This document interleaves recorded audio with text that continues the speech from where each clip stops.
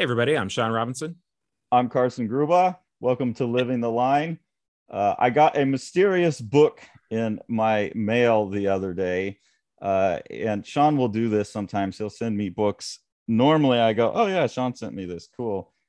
This one, Sean, can you show them what you sent me? I was very confused about who sent me because it didn't seem like a book that Sean would send me. And But here's the reason I sent it. indeed, it was sent by Sean. So, can you explain what it is where you're holding up there that's so Yeah. important? So we did a tech video recently where we took a page from New Mutants that had been inked by Bill Sienkiewicz. And it would have been from a fill-in period of the book. I really enjoyed two particular issues of this that he just was the inker on. And the penciler on those two pages was somebody who I had never heard of before or since, and that's Mary Wilshire. And so after we did those tech videos, I was really curious to see what else she had done. And I looked her up on the Grand Comics database and saw that she had done a few issues of Firestar or something like that after that, and then just basically disappeared off the face of the planet. And so a quick Google, and then as is my wont, I searched on Abe Books and found that there were some $3 copies of something that she had illustrated, a graphic novel that came out through a Penguin Random House division in 2007 called Fat Free. And so I got a copy for me and for Carson. And I think it's safe to say this is a bad book. That's why I was like, when you sent it to me, I just looked at it and I was like, Fat Free, Amazing All True Adventures of Supersize Woman. And I was, and then I saw it was a memoir basically, which You're immediately hitting all your has buttons, right? yeah, it's like, but okay, I'll read it. And yeah, it's pretty much what I expected. But Well, it is, yeah, it's a very interesting, I know you have different reasons why you want to talk about, but the thing I found most compelling is this is a good example because it's all in pencil of like what Sienkiewicz might have been getting, and yeah, that's compelling. and you can see that her acting and all of her cartooning abilities are extremely high. She's got a fairly high challenge to meet through this book, which is making this character recognizable through a lot of different ages and also through a lot of different weight changes. And that includes things like she's imagining herself as these different characters, and she maintains this likeness through all those different shifts. So here's the narrator as a adolescent, overweight adolescent, imagining herself into Star Trek and imagining herself into the Avengers. Is that what that's called? Yeah, the Um, Avengers, Star Trek Medical Center. By the way, uh, yeah, you spent a lot of time trying to get a uh, Captain Kirk likeness, and that's a really impressive one. it is. She nailed it. He's got one of those faces that doesn't look this. It's so bland and so blandly handsome that it's kind of hard to get. But she does it. This is like the best young Bill Shatner I've seen. So you get an idea of her cartooning chops, but you also immediately get an idea about is, man, how artwork can be ruined by completely unprofessional design and amateurish lettering.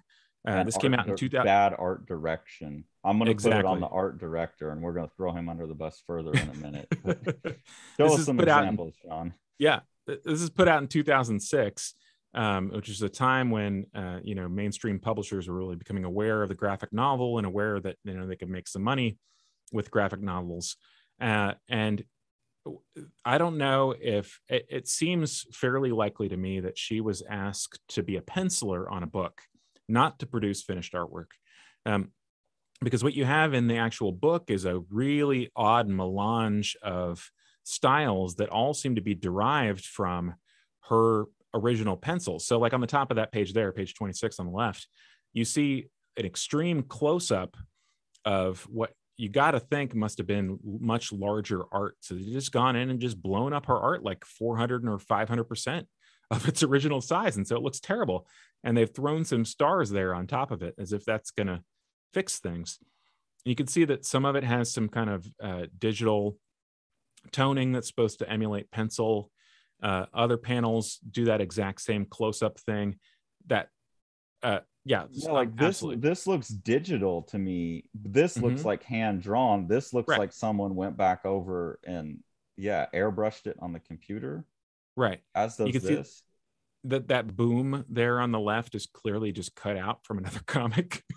And then because they couldn't even do selections well, they're not good at Photoshop, they just blurred it or something, like it's blurry looking. And then this weird splat, like, but they don't even put white around it so you can read it. You've got, like, I don't know, Arial or something as a lettering, but Yeah. then with like a white letter D, but that's not like I guess they use that. I don't know, but like upper and lowercase, and then like Comic Sans probably as Her like narrative, yeah, with tremendous amounts of leading in between it. All the balloons are squared off atrocities. And just this poor artist to be saddled on this project. She does the job that she's been asked to do, and then you have just everybody else on there incompetent. And not only are they incompetent, they are pleased to trumpet their accomplishments. yeah, The yeah. front of the book. So this is where we're gonna throw art director James Sherman right under the bus. And this is Jude Milner's husband writing the note on the art, by the way. Right. Who is also credited as the producer scriptwriter, and his wife is the author, presumably because these are her thoughts and feelings, but not her actual words, and which then is wild.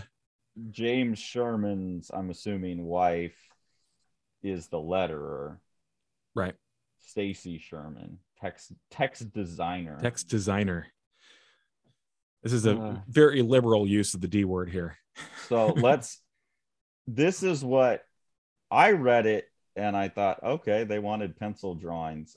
You looked at it and said they didn't want to pay for pencil drawings, and then they felt so bad about it they like wrote this bullshit. Either way, it's a fascinating piece of writing. Art director James Sherman chose to give this book a very different look and feel than most graphic novels.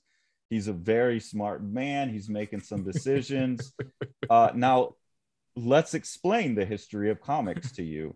Traditionally, comics and graphic novels begin with pencil sketches that are later worked over by an inker who defines and thickens the lines. Increasingly, high-tech imaging techniques that rely on electronic tools have redefined the medium. Oh, okay. So we're going for something high-tech, yeah? Yeah, we can do something different. We can scan in pencils and then fucking airbrush over top of them after the artist has turned in her work, presumably, rather than aiming for either a traditional comic book or a computer graphic style.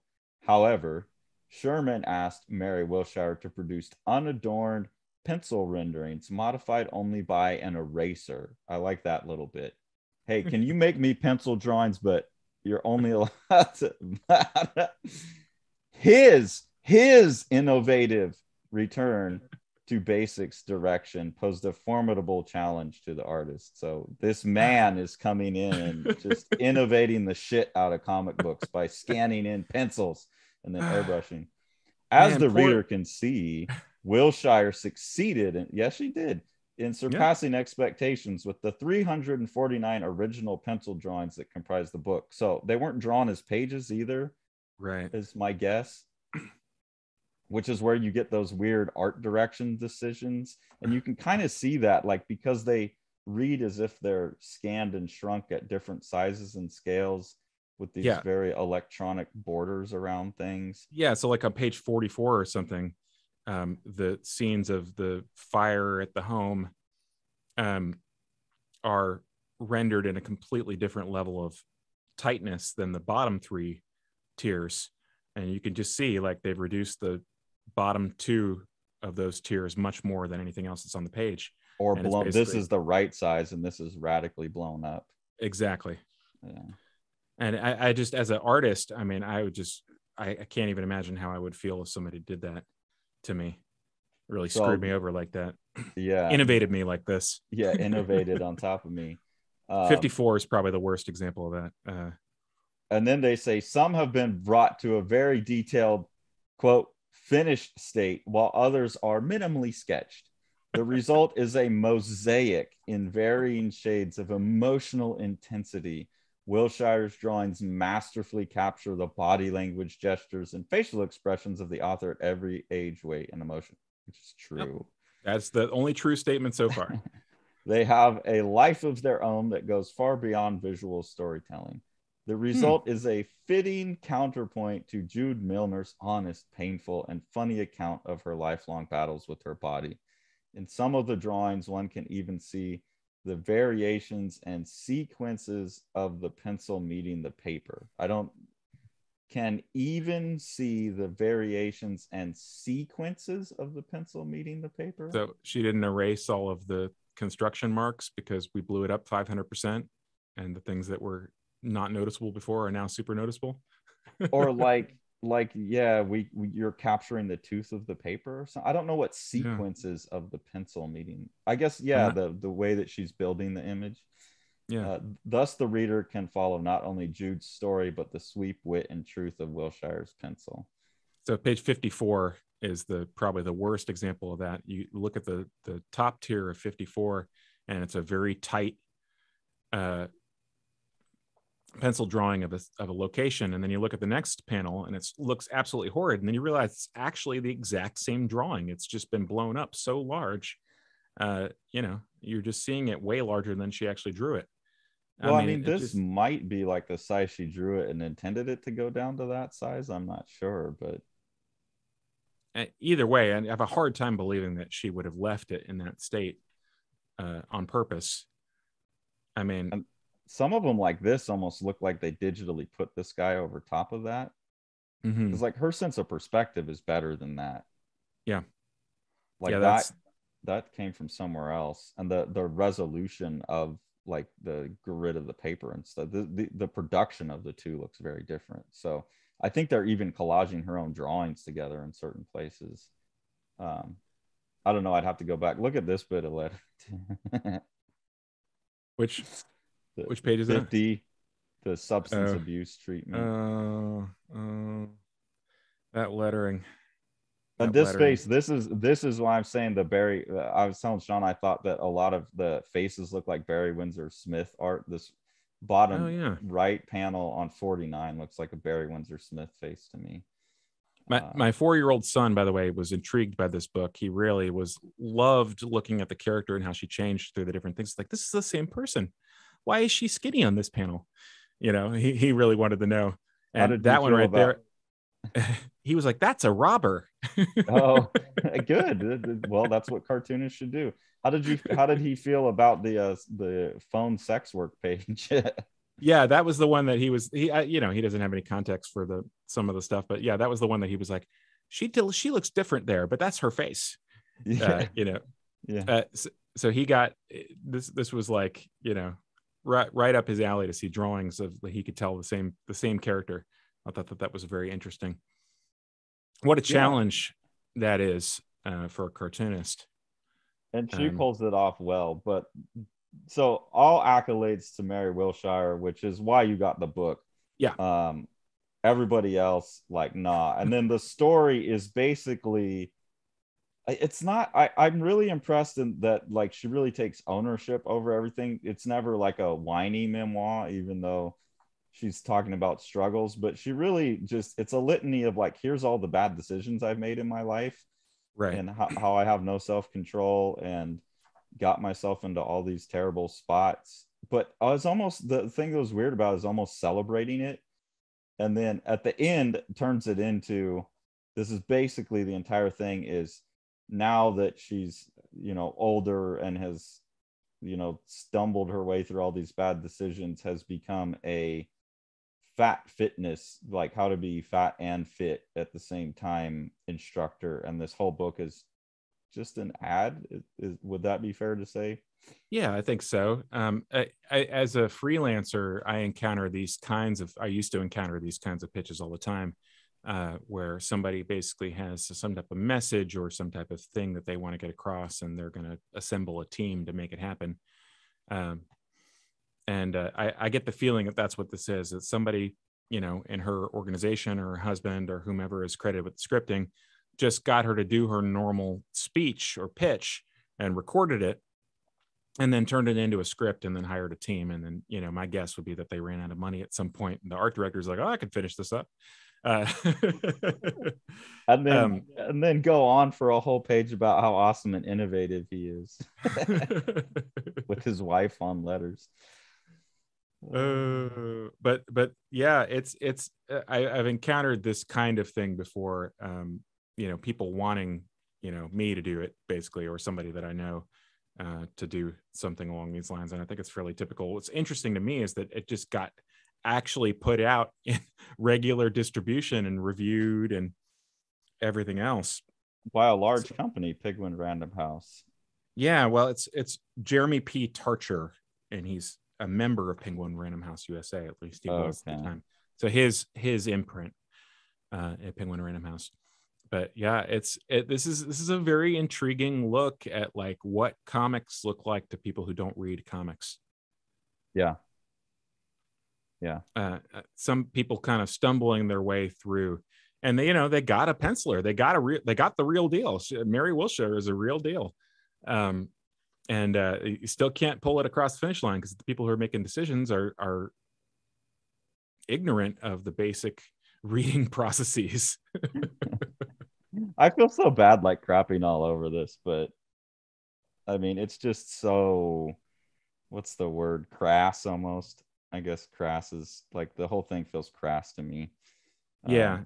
I had to say, in contrast to that, I quite enjoyed the stuff with her younger self, and you know, some very interesting things at the beginning. But yeah, you, like you said about the bad decision making stuff, like it's sort of tough to identify with somebody who's doing things that, like, you know, there's a scene where there's a guy who's totally in love with her, and then she's like, well, he proposes to her, and then she says, well, but I'm still dating other people. And then she goes back to her house, and the guy's like, I followed you, I saw those guys, you've been whoring around. And it's like, well, yeah, I mean, were you guys not like, what, you didn't discuss this? I mean, you know, it's a weird thing. Like, it, you know, it's not necessarily a point where I'm going to start identifying with somebody else if what they're describing to me is like just going to lead to destruction, you know, like. Yeah, the one that was really, maybe it's too controversial to bring up, but like, she runs away at 14 with like a Rolling Stones like blowjob mouth shirt and gets picked up by a trucker, and like, obviously that doesn't go well, and that's not at all an attempt to blame it on her. It's obviously still the truckers in the wrong all the way, but it's just a litany of those kind of choices where, I don't know, I just think like, God, like, I've never had that kind of decision making in my life, and it just kind of really, I walked away going, God, I'm glad that I'm not that person that has made like those kind of decisions. And like I said, she never plays like the pity card, she's always admitted. So I admire that. I feel like a lot of people could make this book and try and kind of blame it on everyone else. Yeah, no, I get the feeling that I'd probably enjoy like talking to her and, you know, seeing her pitch and everything. But it still feels like a pitch, you know. That's the kind of the weirdness, is like the stuff that I liked is sort of undermined by the fact that it's a pitch. Well, and that's why I said it feels crass to me. Like, it's not like an honest memoir. It's a pitch, and it feels crass. So I don't know. Here's the broader question: is there such a thing as an honest memoir, or is any memoir by definition a pitch of some type? I'm not saying we're going to solve this right now, because yeah, I don't know. I'll get back to you on that. I'll have to think about that, because that's a really good, deep question that I don't want to just like gloss by, wing it on. Yeah, it's interesting. I'll have to think about that. Definitely, there are things that are more honest than this. Yeah, this is an obvious pitch. So anyways, we wanted to make a video because Sean spent like $8 getting us both a copy. Exactly. And we'll get some juice out of this. And if you've made it this far in the video, number one, I commend you. Number two, I might send you something in the mail if you live inside the US. So also drop me a line. I might. If you're number one or number two person who comments on this, and you live inside the US, this might come to be yours. This very American fat-free logo could be yours. Yeah. So let us know. And then if you want like a really good book that people like actually sweat blood over to produce, and spent all of their energy to get it exactly right. Oh, what is it? Oh, it's The Strange Adventures of Raymond. Hey, I heard about that book. Was that book nominated for an Eisner Award? Yeah, it's somebody actually recognized the amount of blood, sweat, and tears that went into this on all parts, and nominated it for Eisner in best reality, no hyphen based work. Right. Yeah. I was given serious consideration to writing them and suggesting a hyphen, but I've dipped out on that process. Very thankful that the book's being acknowledged, and specifically, Dave's work and your work, really deserves commendation, and very excited to see that. So pick up a copy of Strange Death if you haven't yet. And also right now, when we're running this, there should be the Plaza by Yokoyama Yuichi. That Kickstarter should also be up. It's another really knockout of a book that is quite stunning and quite singular. I think it's a very unique experience, and I'm hoping that people really enjoy both those books. And thanks for watching. And caveats. People do their best.